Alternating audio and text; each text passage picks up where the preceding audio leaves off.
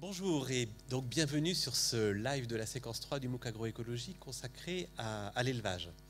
Vous connaissez le principe, au milieu de la séquence, on invite les enseignants qui ont participé à la construction des ressources pédagogiques sur lesquelles vous travaillez pour répondre en direct à vos questions. Donc les questions que vous avez posées sur le forum et les questions que vous pouvez poser en direct. Donc n'hésitez pas à poser de nouvelles questions, à réagir. Sarah et Julien nous les transmettront et on pourra y répondre.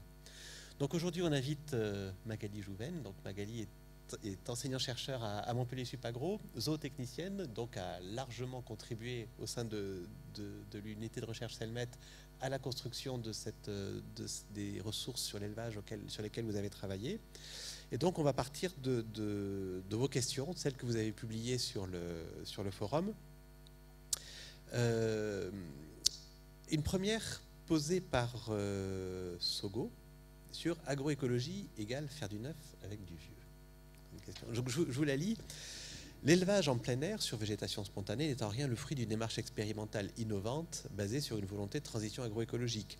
C'est une pratique pastorale qui remonte à l'aube de l'élevage, au passage du statut de chasseur-cueilleur à celui d'agriculteur-éleveur qui aurait débuté vers 8500 avant Jésus-Christ au Proche-Orient. Et plus récemment, c'était le quotidien de nos anciens dans bien des territoires non propices à la culture, de l'Auvergne aux Pyrénées en passant par le marais Poitevin. Donc, est-ce que l'agroécologie, c'est simplement retourner à ces pratiques ancestrales, ou est-ce que l'agroécologie en élevage apporte aussi des innovations? Alors d'abord, je voudrais remercier pour cette question qui, je pense, traîne dans l'esprit de beaucoup de gens. Donc c'est bien d'avoir le courage de la poser.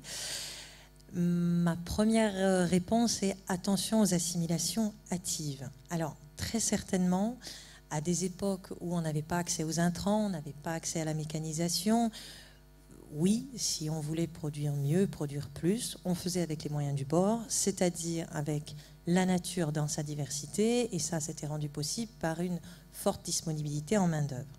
Donc certaines pratiques anciennes, j'irai pas jusqu'à l'ancestral et aux sources de la domestication, mais disons que certaines pratiques anciennes, effectivement, nous font penser à des principes agroécologiques et relevaient probablement en partie ou tout de ce qu'on appelle aujourd'hui agroécologie. Ceci dit, ce ne sont pas ces pratiques anciennes que l'on retrouve, qu'on peut reconsidérer et que l'on peut réinjecter aujourd'hui dans les systèmes présents. Donc non, on ne reprend pas ce qui existait avant et on ne pourrait même pas envisager de le faire parce que le contexte sociétal et technique de l'élevage est complètement différent de ce qu'il était avant.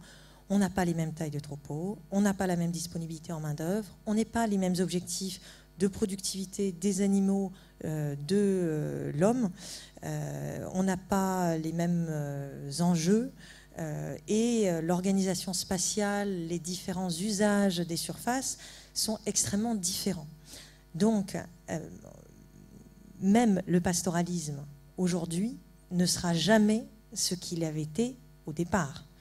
Et méfiez-vous, sur la zone d'Écosse sur laquelle est tourné le petit reportage, même de manière ancienne ou ancestrale, des animaux qui étaient en plein air et sur parcours 365 jours par an ou presque, cela n'existait pas. Des animaux qui étaient en liberté dans des grands parcs toute l'année, ça n'existait pas. Et ces modes de conduite qui aujourd'hui sont en fait différents quand on va les regarder dans les détails de ce qu'ils étaient avant, imposent nécessitent, on va dire, des compétences différentes et de la part des éleveurs, des gestionnaires de ces troupeaux, qu'ils soient éleveurs ou bergers, et de la part des animaux eux-mêmes. Voilà. Donc, même si dans l'ensemble, à première vue, on a l'impression que ça ressemble beaucoup à ce qui était fait avant, quand on va regarder dans les détails, on a des solutions techniques qui sont très différentes parce que les contextes sont différents. Ce qui me frappe effectivement dans ce que tu dis, c'est que ces innovations, donc c'est des façons de faire qui n'existaient pas avant. On n'est pas dans l'innovation technologique et donc elle n'est pas aussi apparente que d'autres formes d'innovation, mais c'est une innovation réelle au sens où tu dis les pratiques de 365 jours par an à l'extérieur, c'est pas du copier-coller de ce qu'on faisait avant, c'est vraiment une innovation dans la manière de choisir les races, dans la manière de conduire les troupeaux, etc., etc. Alors oui, et d'ailleurs ça a un impact assez important sur les paysages. les paysages qu'on trouve aujourd'hui ne sont pas les paysages qu'on trouvait autrefois, parce que les systèmes d'élevage qui sont présents, même dans des zones, on va dire, majoritairement consacrées à l'élevage, ne sont pas tout à fait les mêmes qu'ils étaient avant. Et les autres activités associées à l'élevage ne sont pas les mêmes non plus. Et il faut bien voir effectivement l'ensemble des activités associées à l'élevage et pas juste des animaux qui pâturent, parce que c'est bien l'ensemble des activités associées à l'élevage qui façonnent les systèmes, qui produit la diversité de biens et services des agroécosystèmes d'élevage, etc. Effectivement, ouais. Donc ça enfin, je pense que cette réponse que tu fais, cette discussion autour de est-ce que finalement l'agroécologie c'est faire du neuf avec du vieux, tu as fait une réponse tout à fait convaincante sur l'élevage. La question elle se pose aussi sur les cultures, d'accord. Et quand on dit finalement l'agroécologie c'est revenir aux cultures ancestrales, on pourrait démontrer, comme tu l'as fait pour l'élevage, que non, c'est pas, alors que marginalement, sur certains cas, ça soit réintroduire ça, pourquoi pas. Mais en général, c'est quelque chose qui demande beaucoup d'innovation, beaucoup de connaissances nouvelles qui n'existaient pas pour pouvoir réinventer ces systèmes adaptés à un contexte qui, comme tu le disais, a radicalement changé par rapport à ce qu'on connaissait il y a un siècle ou 1000 ans. Ouais. Alors, elle se pose partout, mais je pense que dans l'imaginaire collectif, elle est particulièrement vive sur l'élevage pastoral, parce que quand on voit des animaux qui pâturent, on se dit ça se fait tout seul. Voilà. Or, en fait, il y a plein de choses derrière. Voilà. Des apprentissages et plein de choses passionnantes. Alors, il y a une autre chose qu'il y a derrière des animaux qui pâturent, c'est qu'il faut apprendre à faire pousser de l'herbe pas si facile. Et ça, c'est Giclair qui pose cette question sur le forum. Pourriez-vous nous en parler, voilà, du fait que l'élevage, c'est aussi apprendre à faire pousser de l'herbe. Alors, peut-être en abordant le surpâturage et ses effets, ou à l'inverse le sous-pâturage, je ne sais pas si ce terme existe, plus fréquemment en extensif quand les ronciers s'installent. Les rosiers, c'est pas tout à fait ça. Nous entendons dans certains réseaux agricoles qu'une charge importante de troupeaux sur les petites surfaces, sur les temps courts, mais répétés, est plus bénéfique, impact sur la densification racinaire. Donc peut-être, voilà, quelles sont tes réactions par rapport à élevage et faire pousser l'herbe dans une perspective agroécologique ? Alors j'ai trouvé ça très intéressant effectivement que quelqu'un fasse la remarque que le pâturage c'est très technique en fait derrière, c'est pas du tout si simple que ça. Alors plutôt que parler de faire pousser de l'herbe, moi je parlerais plutôt de construire une ressource à faire pâturer. Alors pourquoi ? D'abord parce qu'au pâturage, les animaux ne consomment pas que de l'herbe. Même en situation de prairie bocagère, les haies ont une fonction, y compris alimentaire, qui est très intéressante, en particulier en cas d'aléas climatiques et de manière générale. Et donc, construire une ressource à faire pâturer, c'est qu'est-ce qu'on offre aux animaux en termes de diversité, on va dire, fonctionnelle pour l'alimentation des animaux. Qu'est-ce qu'on offre aussi au niveau spatial et la manière dont on délimite l'unité de gestion, qui peut être un parc clôturé, mais qui peut être un secteur aussi pour le pâturage géré avec un gardiennage. Comment est-ce qu'on demande aux animaux de l'utiliser et comment est-ce qu'on leur demande de l'utiliser? Ça dépend de chargement instantané, donc du nombre d'animaux qu'on concentre sur la surface, de combien de temps on les laisse, de si on les amène jusqu'à ce qu'il y ait plus d'herbe ou plus de feuilles sur tel buisson, ou etc. Est-ce qu'on leur donne à manger à côté, etc. Donc, en fait, l'herbe n'est pas la seule préoccupation au pâturage, ou, à mon sens, surtout dans une logique agroécologique, ne devrait pas être la seule préoccupation. Après, c'est vrai que souvent, de manière générale, quand on parle de pâturage, on parle d'herbe. On parle d'herbe aussi parce que l'herbe permet d'aborder le pâturage d'une manière un peu plus conventionnelle et quantitative. Alors, vous avez parlé du pâturage tournant rapide. Le pâturage tournant rapide est effectivement une technique de pâturage qu'on a tendance à exporter depuis des zones où l'herbe pousse toute l'année à des zones où éventuellement l'herbe pousse moins toute l'année. Alors le principe de ce pâturage tournant rapide est en fait de créer une ressource homogène sur différents parcs et homogène dans le temps, puisqu'on souhaite amener les animaux toujours sur une végétation composée d'herbes vertes feuillues. Alors en fait, en faisant ça, on est dans une logique où on apporte aux animaux un aliment homogène, qui est considéré comme étant de très bonne qualité. Donc au final, de mon point de vue de pastoraliste, on est plutôt dans une logique finalement assez conventionnelle. Hein. Après, que ça ait des impacts intéressants sur la densification racinaire, etc., pas de problème. Mais c'est certainement pas ça qui va entretenir une biodiversité. Et c'est certainement pas ça qui va offrir aux animaux une ressource diversifiée qui va leur permettre de trouver dans cette diversité, malgré les aléas, malgré leurs différents états physiologiques, etc., de quoi subvenir à leurs besoins. Voilà, donc dans une logique un peu plus agroécologique, on va mettre les animaux en condition au pâturage de subvenir à leurs besoins. Donc on va leur offrir une diversité qui va pouvoir correspondre à la diversité de leurs besoins, s'il y a différents besoins dans le troupeau, mais aussi cette diversité de besoins, elle s'exprime par une diversité de nutriments, par du besoin en fibres, par du besoin en protéines, par du besoin en énergie. Et ces protéines, ces fibres et cette énergie ne se trouveront pas forcément dans la même plante ou dans la même partie de plante. Et du coup, c'est là où c'est intéressant d'avoir une offre diversifiée. Alors après, vous citez autre chose dans votre question, commentaire, c'est une question de temps de repos des végétations. Alors ça, c'est encore autre chose. Hein. D'ailleurs, ce n'est pas forcément associé au pâturage tournant rapide, bien au contraire. Effectivement, de ménager des temps de repos entre deux passages au pâturage, c'est quelque chose qui est très intéressant, là, pour le coup, à mon avis, aussi dans une démarche agroécologique. Pourquoi ? Parce que la végétation a besoin de se régénérer pour éviter d'une part d'épuiser les plantes, pour qu'elles ne vivent pas sur leurs réserves et qu'elles finissent par épuiser leurs réserves et qu'elles n'arrivent plus, et qu'elles meurent d'épuisement, on va dire, ou pour aussi leur ménager la possibilité de temps en temps de réaliser un cycle, on va dire, reproductif pour les espèces pérennes, qui leur permet effectivement de réalimenter la réserve en graines du sol. Et du coup, ce temps de repos des végétations, il est bénéfique au renouvellement sur le temps long de la diversité des ressources végétales au pâturage. Cette diversité pouvant inclure, entre parenthèses, un clin d'œil, des ronces qui sont très bien pâturées, y compris par les équins, y compris par les bovins. Voilà. Alors, ces temps de repos, ce qu'il y a de particulier, c'est qu'en fait, on ne va pas avoir besoin des mêmes temps de repos selon les espèces présentes. Donc là aussi, c'est quelque chose qui est à considérer selon les conditions locales.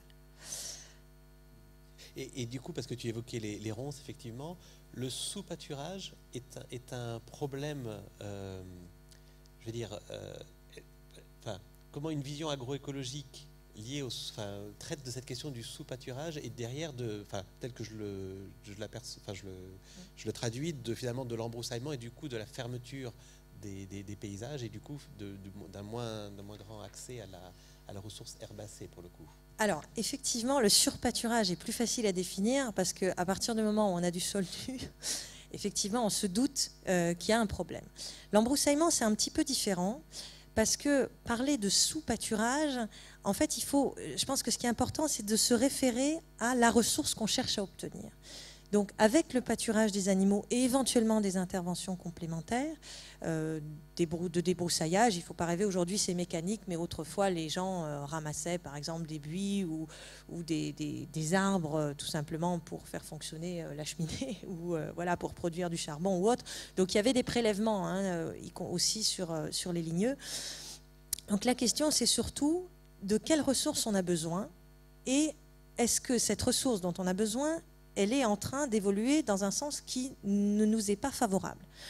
Donc, on peut avoir d'intérêt à garder une composante ligneuse dans la végétation. Si cette composante ligneuse présente un intérêt soit pour l'alimentation des animaux, soit pour l'abri des animaux, notamment si on a des parcs utilisés dans une saison où il y a, on va dire, un climat défavorable, de froid, de vent, d'intempéries. Par contre, si on ne maîtrise plus, c'est-à-dire si la végétation est en train d'évoluer vers quelque chose qui ne nous intéresse pas et qu'on ne maîtrise pas cette évolution, c'est là où effectivement on peut se poser des questions. Et c'est là où il va falloir intervenir. Alors idéalement assez rapidement, le problème c'est que dans certains milieux, les dynamiques de végétation sont très lentes au démarrage et du coup on s'en rend compte parfois un petit peu tard. Merci beaucoup pour ces précisions. Alors, Giclère pose une autre question aussi en faisant un parallèle entre monoculture et monoélevage. Alors, je ne sais pas si ce terme existe, tu nous diras, Magali. Je ne l'ai jamais entendu. C'est intéressant, pourquoi pas. Voilà. Donc, on innove également dans la terminologie. Alors, les bienfaits de la rotation des cultures sont souvent mis en avant. Qu'en est-il du monoélevage sur prairie, hyper fréquent sous nos latitudes, c'est-à-dire mouton sur mouton, tout le temps, depuis des années, ou bovin sur bovin? Voilà, quels aspects sur le parasitisme, les conséquences sur la qualité des sols, les pâtures. Donc, que penses-tu de cette question de monoélevage? Alors, en fait, elle se décline différemment déjà selon l'échelle qu'on considère. Si on considère une échelle, on va dire, territoriale, assez large, à moins d'avoir effectivement des milieux très homogènes et encore, voilà, avoir une seule forme d'élevage, a priori, ne permettra pas de tirer le meilleur parti des ressources disponibles d'une part, mais aussi de conserver, on va dire, une hétérogénéité à l'échelle du paysage qui, globalement, est favorable à la biodiversité sous toutes ses formes. Et qui, du coup, cette biodiversité, il est intéressant de la maintenir, pas juste pour des raisons patrimoniales, mais parce que c'est un moyen de l'adaptation aussi sur le long terme, et y compris de l'adaptation des systèmes, des formes de production, etc. Donc à l'échelle d'un territoire, effectivement, on a eu tendance à avoir des très fortes spécialisations voilà, à l'échelle de territoire sur certains modes d'élevage, alors que bovin-viande sur herbagé, etc., majoritairement bovin-lait, maïs et herbes ailleurs, voilà. Alors ça, effectivement, c'est pas très intéressant. Après, à l'échelle d'une ferme, c'est pas forcément très grave. Alors, qu'est-ce qui va se passer? Ce qui va se passer, c'est que alors, si on s'en tient surtout aux végétations pâturées, hein, qui évoluent essentiellement en fonction de l'utilisation par les animaux, elles vont évoluer en fonction du type d'animal. Donc, des spécialistes, quand on arrive sur une parcelle, disent tiens, ça c'est une pâture à mouton, ou ça c'est une pâture à vache. Parce qu'en fait, ou une pâture équine, mais on reviendra sur les équins après. Parce qu'en fait, la structure de la végétation est typique de telle ou telle espèce animale. Alors, ce n'est pas forcément un problème, là encore, si l'évolution de la végétation ne va pas dans le sens d'une disparition des ressources dont on a besoin. Mais ça, je dirais, on doit être capable de le gérer, y compris avec une seule espèce animale, parce qu'il faut faire attention, la diversité animale, ce n'est pas que à l'échelle de l'espèce, ce n'est pas que à l'échelle de la race non plus. Au sein d'un troupeau, on a en général des animaux qui sont à des âges différents, dans des stades physiologiques différents, qui ont des comportements un petit peu différents, et du coup, on peut aussi mobiliser cette diversité intra-troupeau pour effectivement... en symétrie de la diversité des ressources disponibles et pour entretenir cette diversité des ressources disponibles et éviter des dégradations. Donc le mono-élevage à l'échelle de la ferme n'est pas forcément un problème s'il est bien géré. Alors, par contre, c'est sûr que la diversité des espèces, par rapport à leurs compétences très différentes, par rapport à la diversité de leur comportement, alors certes d'ingestion, mais aussi d'occupation de l'espace, aussi de piétinement ou retournement de la terre, aussi par rapport à la composition de leur déjection et au pouvoir fertilisant, bien sûr permet de tirer plus d'avantages d'un même milieu. Hein. C'est un principe général. Quand on a effectivement plusieurs espèces, plusieurs modes de production, on peut tirer plus d'un même milieu. D'ailleurs, on retrouve dans certaines zones des associations dans des élevages entre espèces, par exemple entre bovins et équins, où effectivement, par exemple, les équins permettent, en général, pâture, y compris l'hiver, alors que les bovins sont rentrés à l'étable et permettent aussi de valoriser des surfaces avec de la végétation, on va dire, très grossière, très fibreuse, que les bovins délaisseraient. Mais étonnamment, selon les régions qu'on considère, par exemple, ce n'est pas forcément les équins qui mangent les refus des bovins. Donc effectivement, si on va en Auvergne ou en Bourgogne, souvent on a des chevaux de trait qui sont associés à des bovins laitiers ou des bovins à viande et qui sont là pour consommer les refus des bovins et du coup entretenir, on va dire, les prairies et éviter que les refus ne s'accumulent. Si vous allez en Normandie, c'est l'inverse. Hein, ce sont des chevaux de sport, donc ce sont les vaches qui consomment les refus des chevaux. Donc il y a des complémentarités qui existent, mais une espèce n'a pas toujours la même fonction. Donc là aussi, la fonction d'une espèce dépend du contexte. Et ce contexte n'est pas qu'un contexte physique, mais c'est aussi un contexte en termes de logique de production, de rôle qui est associé dans le système de production, qui est donné dans le système de production à tel ou tel type d'animal. Voilà. Après, il y avait des questions autour du parasitisme et de ce que la complémentarité entre ces espèces permet. Alors, je ne suis pas une spécialiste du parasitisme, donc je ne pourrais pas rentrer dans trop de détails. Effectivement, le parasitisme, sur des pas de temps assez courts, les risques de parasitisme sont réputés plus faibles si on ne revient pas avec les mêmes animaux sur la même parcelle trop fréquemment.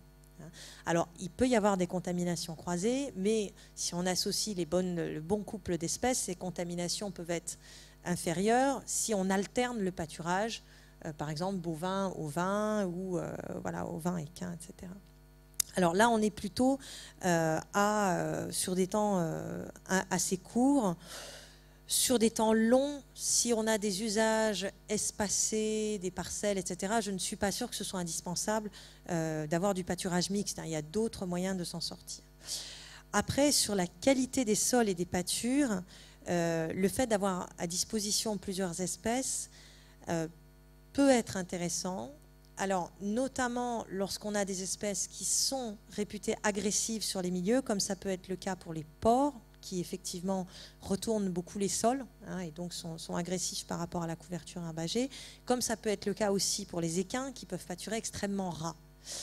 Et c'est vrai que de n'avoir que des chevaux ou que des porcs à disposition pour gérer des surfaces pâturées, c'est pas idéal. Voilà. Donc, ce qui est intéressant aussi, je trouve, à travers tes réponses, c'est que tu renvoies aussi à des questions qui sont discutées sur les groupes Mahara, notamment l'un sur... il y a un groupe qui a été créé sur la place des chevaux dans l'agroécologie, avec quelle peut être la place du cheval dans une approche agroécologique. Donc, avec les exemples que tu donnes, effectivement, par rapport à l'association avec des bovins, ou enfin, dans la manière de pâturer, on voit qu'effectivement, différents animaux peuvent avoir des places différentes dans la valorisation de la ressource herbagée. Je pense qu'il peut y avoir peut-être d'autres rôles ou d'autres places. Enfin, je ne sais pas si sur le cheval tu as des... Sur le cheval, parce que justement on a suivi un projet sur le pastoralisme équin dans la région, ici dans le sud de la France, et j'ai des collègues effectivement qui travaillent sur une approche territoriale des activités équines. Alors, la place du cheval, c'est intéressant parce que le cheval est un petit peu à part dans les animaux d'élevage, puisque c'est en même temps un animal d'élevage et en même temps un animal de compagnie, qui du coup n'est pas forcément élevé dans de grands troupeaux, qui a des fonctions souvent avant tout, on va dire, associées au loisir ou à la compétition, ou en tout cas... la fonction alimentaire est secondaire par rapport à d'autres fonctions et services offerts par le cheval. Alors, ce qui est intéressant dans le cheval, à ce moment-là, on remonte à une échelle territoriale. Ce qui est plutôt à l'échelle de la ferme, on l'a un peu dit. Il y a autre chose qu'on n'a pas dit, mais que je ne développerai pas beaucoup, c'est qu'effectivement, le cheval réintègre des systèmes de maraîchage ou de viticulture qui n'étaient plus du tout associés à l'élevage et dans lesquels on va réintégrer des chevaux pour la traction animale et qui du coup vont permettre de réinsérer des atouts de l'association agriculture-élevage dans des systèmes qui avaient complètement oublié l'élevage. Mais au-delà de ça, à l'échelle territoriale, le cheval a sa place. De toute façon, il prend sa place parce qu'il y a peu d'équins par rapport aux autres cheptels, et notamment aux cheptels ruminants, mais il y a de plus en plus d'équins. Et il y a des équins dans des zones qui ont été délaissées par l'élevage. C'est-à-dire que les équins permettent en fait d'utiliser des petites parcelles en zone périurbaine qui sont difficilement mobilisables par des élevages qui aujourd'hui sont majoritairement conduits dans des grands troupeaux. Parce que les équins, effectivement, souvent appartiennent à des particuliers et du coup peuvent être pris en pension par d'autres éleveurs pour utiliser des surfaces excentrées et peuvent servir en fait de régulation par rapport à l'usage d'un territoire. Et du coup, en fait, ils occupent, on va dire, des niches dans ce territoire qui ont été délaissés par les ruminants. Et en cela, je pense que le cheval a certainement une place à jouer dans l'utilisation du territoire. Bon, après, il y a d'autres problématiques parce que effectivement, la filière équine n'est pas tout à fait bien intégrée aujourd'hui, n'est même pas du tout bien intégrée au sein des filières agricoles. Et du coup, il y a des enjeux effectivement autour de l'intégration des équins en agriculture en général. Voilà, et de rapprochement, on va dire, des détenteurs d'équins et des éleveurs équins, d'autres d'agriculteurs, on va dire, plus classiques. Merci pour cet éclairage. Alors, on va rester sur Mahara parce qu'il y a aussi des groupes donc, qui discutent autour de l'élevage, et notamment un intitulé Animaux et agroécologie, avec finalement cette question: comment favoriser les interactions positives entre culture et animaux. Donc, c'est évidemment un des fondements des contenus de cette séquence telle que tu les as construits avec tes collègues. Alors, quand on regarde ce fil de discussion, on voit, alors il y en a qui parlent des poules et du fait que ça permet de gratter le sol, et c'est vrai que ça peut être intéressant dans des cultures maraîchères pour à la fois désherber, préparer la surface superficiellement, etc. Et puis après, beaucoup de choses tournent autour de l'utilisation des fientes, du fumier, enfin des déjections animales comme fertilisants, et qui sont finalement une des clés de ces interactions positives entre culture et animaux. Mais de ton point de vue, est-ce qu'il y a d'autres éléments sur lesquels tu aimerais revenir en conclusion, parce qu'il nous reste encore pas beaucoup de temps, mais tu vois, sur ces interactions positives qui te semblent vraiment les plus cruciales? Alors, oui, je veux bien, merci de me donner cette occasion. Alors, il y a deux choses. D'abord, on a très peu abordé dans l'étude de cas à l'échelle effectivement territoriale, qu'on a cité plusieurs fois là, dans cette séance questions-réponses. Et là aussi, les interactions culture-animaux, attention, elles ne sont pas forcément à considérer à l'échelle de la ferme. C'est-à-dire qu'il y a des territoires dans lesquels il y a des élevages, et il y a aussi des exploitations qui sont essentiellement orientées vers l'agriculture ou le maraîchage, qui parfois interagissent trop peu, y compris parce que le cadre réglementaire n'est pas toujours favorable à ces interactions, et qui pourraient certainement interagir plus. Alors interagir plus, effectivement, il y a la valorisation des déjections des animaux pour fertiliser les cultures, mais il y a d'autres valorisations. Alors il y a le pâturage de vignes enherbées, où effectivement il y a des animaux qui contribuent à entretenir, on va dire, des zones cultivées, enfin des végétations au sein de zones cultivées. Le pâturage peut être intéressant aussi effectivement sur des périodes d'interculture ou de jachère pâturée. Mais ce qu'il faut voir aussi, c'est que les cultures peuvent être intéressantes pour les animaux. Et alors, on voit bien comment les animaux peuvent apporter des éjections aux cultures, mais en fait, les cultures peuvent apporter des aliments pour les animaux aussi, si elles ne sont pas forcément destinées prioritairement à l'alimentation animale. Alors, on vous a fait remarquer dans les supports qui étaient sur cette étude de cas, là, élevage, que l'idéal, ce serait de cultiver avant tout pour l'alimentation humaine et de destiner plutôt les coproduits ou les sous-produits à l'alimentation animale. Alors ça, c'est très bien, mais si on va un cran plus loin, on pourrait même aller jusqu'à réfléchir quelle culture ou association de cultures implantées, de manière à ce que la nature des sous-produits et surtout on va dire, les apports nutritifs qu'ils représentent pour le troupeau soient les plus intéressants possibles en complément des autres ressources alimentaires qu'on a pour le troupeau. Voilà, et donc là, je crois que Stéphane, tu avais un exemple en tête. Non, mais c'est vrai que ce que tu dis me renvoie à un exemple sur lequel on a travaillé qui se trouve au Brésil, chez des petits agriculteurs familiaux qui cultivent des parcelles, sur des exploitations de 2, 3, 4 hectares qu'ils ont obtenues dans le cadre de la réforme agraire, et où effectivement il y a ce que tu évoques, c'est-à-dire à la fois ils cultivent du maïs pour l'alimentation humaine, également pour alimenter les basses-cours et l'élevage de petites volailles qu'il y a autour de leur ferme. Mais l'intérêt, c'est que c'est pour améliorer la culture.